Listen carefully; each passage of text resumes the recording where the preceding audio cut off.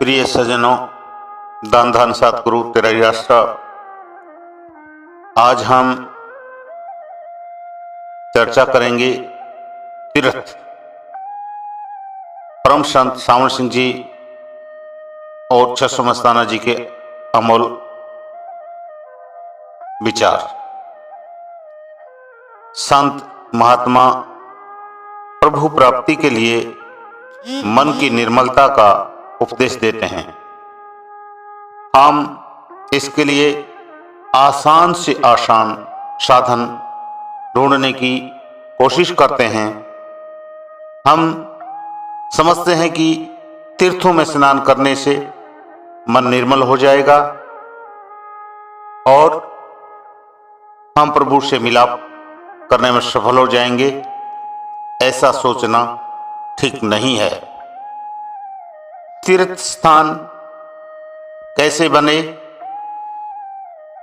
प्राचीन काल में प्रभु के भक्त नजदीक कोई जगह प्रभु भक्ति के लिए चुनते थे ताकि स्नान आदि में आसानी हो। संत महात्मा अपना आश्रम बनाते समय इस बात का विशेष ध्यान रखते थे कि उनके पास आने वाले जिज्ञासुओं को पानी की कोई दिक्कत ना हो। यह पानी प्यास बुझाने और शरीर की सफाई के लिए था ताकि जिज्ञासु सुचेत होकर सत्संग सुन सकें और नाम का अभ्यास कर सकें। नाम का अभ्यास करने वाले और नाम का उपदेश देने वाले महात्माओं के जाने के बाद लोगों ने इन स्थानों को तीर्थ बना लिया और इनमें स्नान करने को ही प्रभु प्राप्ति या मन की निर्मलता का साधन समझना शुरू कर दिया। हम प्रभु भक्ति या मन की निर्मलता का आसान से आसान तरीका ढूंढते हैं। मन को विषय विकारों से मोड़कर नाम की कमाई द्वारा निर्मल करना कठिन कार्य है। इसलिए हम लोग अज्ञानतावश तीर्थ यात्रा को मन की निर्मलता का साधन समझना शुरू कर देते हैं। हिंदुओं के 68 तीर्थ प्रसिद्ध हैं। इलाहाबाद में स्थित प्रयाग या त्रिवेणी को तीर्थराज कहा जाता है क्योंकि वहां पर गंगा, यमुना और सरस्वती 3 नदियों का संगम है। संत महात्मा समझाते हैं कि बाहरी तीर्थ शरीर की मैल उतार सकते हैं, लेकिन मन और आत्मा पर चढ़ी कर्मों और संस्कारों की मलिनता को दूर करने वाला सच्चा तीर्थ अंतर में है। संत बेणी जी कहते हैं, ईड़ा पिंगला और सुखमना तीनी बस ही एक ठाई, बेणी संगमु तह पिरानु मनु मजनू करे तिहाई। आप इशारा करते हैं कि जब हम सतगुरु के उपदेशानुसार अपने ध्यान को आंखों के पीछे एकाग्र और स्थिर करते हैं तो आत्मा शब्द को पकड़कर अंदर उस स्थान पर पहुंच जाती है जहां बाईं तरफ की सूक्ष्म नाड़ी ईड़ा, दाईं तरफ की नाड़ी पिंगला और मध्य की नाड़ी सुषुम्ना आपस में एक स्थान पर मिलती हैं। इस स्थान को संतों ने दशम द्वार, अमृतसर, मानसरोवर, त्रिवेणी संगम आदि कहकर पुकारा है। यहाँ नाम या शब्द के स्नान द्वारा आत्मा हर प्रकार की मलिनताओं से पवित्र होकर और अपना सच्चा स्वरूप प्राप्त करके प्रभु से मिलने के काबिल बनती है।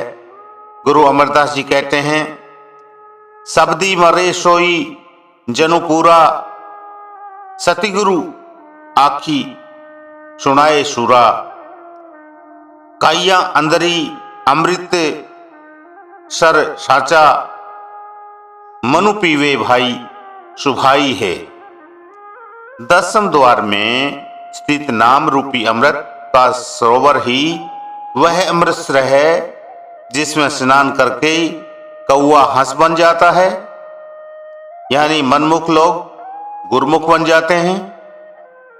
बाहर अगर कोई सच्चा तीर्थ है तो वह पूर्ण संत सतगुरु की संगति है, जहां पहुंचकर मनुष्य जीवन के वास्तविक उद्देश्य का पता चलता है, नाम की कमाई की युक्ति प्राप्त होती है और नाम की कमाई के लिए उत्तम वातावरण प्राप्त होता है, जिससे लाभ उठाकर जीव अपनी सूरत नाम रूपी अंतर्मुख सच्चे तीर्थ में लीन करने के योग्य बनता है। गुरु रामदास जी कहते हैं, सती गुरु परखु अमृत सरु बड़भागी नवाही आई, उन जन्म जन्म की मेलू उतरी निर्मल नामु दृढ़ाई। अमृत सरु सतगुरु सतीवादी जीतु नाते, कौआ हंसु होय है, नानक धनु धनु बड़े बड़भागी, जिन गुरमति नामु हृदय मलु ढोई। संत महात्मा सतगुरु का विरोध नहीं करते, संत महात्मा तीर्थों का विरोध नहीं करते, वे इनकी सीमा बयान करते हैं। वे समझाते हैं कि अगर हम तीर्थ स्थान को ही प्रभु भक्ति और नाम की कमाई मान लेंगे तो हम अपने परमार्थी लक्ष्य में कभी सफल नहीं हो सकते। बाहरमुखी कर्मकांड और हर प्रकार के दूसरे साधन हमारे अंदर सच्ची प्रभु भक्ति का शौक पैदा करने के लिए हैं। यदि हम तीर्थों पर जाकर संत महात्माओं के निर्मल वचन सुने, अपना जीवन उनके उपदेशानुसार ढालने का प्रयत्न करें और पूर्ण संतों से अंतर्मुख अभ्यास की युक्ति सीखकर नाम के अंतर्मुख सच्चे तीर्थ में स्नान करें तो हमारी बाहर की तीर्थ यात्रा भी सफल हो जाती है। भरमे चारों धाम काम एक ना सरे, पत्थर पानी साथ हाथ कछु ना लगा। दादू कोई दौड़े द्वारिका, कोई काशी जाही, कोई मथुरा को चले साहेब घट ही माही। तीर्थ सब तीर्थ में खोजिया, गहरी बुड़की मार, पलटू जल के बीच में किन पाया करतार। तीर्थ व्रत करी जग बुआ, जुड़े पानी नहाए, सत नाम जाने बिना काल जुगन जुग खाए। कोटि कोटि तीर्थ करे, कोटि कोटि करी धाम, जब लगी साधु ने सेवैया, तब लगी कांचा काम। तीर्थ व्रत कर्म आचारा, ये अटकावे मन में। तीर्थ व्रत कर्म आचारा ये अटकावे मग में। जब लग सतगुरु मिले न पूरे, पड़े रहोगे अध में। ना खुदा मसीते लाभदा, ना खुदा विच काबे, ना खुदा कुरान किताबा, ना खुदा नमाजे, ना खुदा में तीर्थ डिठा, एवें पिंड जागे। बुल्ले शाह जद मुर्शद मिल गया, छुटे शब्द तकाते। परम संत चश्मा मस्ताना जी ने भी अपने शब्दों में कहा है, सतगुरु तो तेरे घट में बैठा, क्यों काशी कैलाश फिरे। और फिर दूसरे शब्द में कहा है, सतगुरु तो तेरे घट में बैठा, तू क्यों फिरे भटकता।